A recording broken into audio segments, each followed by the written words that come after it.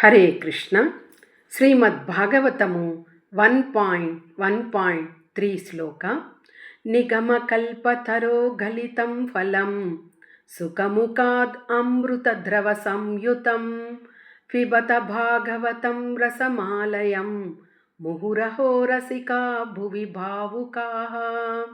భావము: ఓ రసికులారా, భావుకులారా, ఈ శ్రీమద్భాగవతం అనేది వేదవాంగ్మయం అనేది కల్పవృక్షము యొక్క అందులో ఉన్నటువంటి పక్వమైనటువంటి ఫలం వంటిది.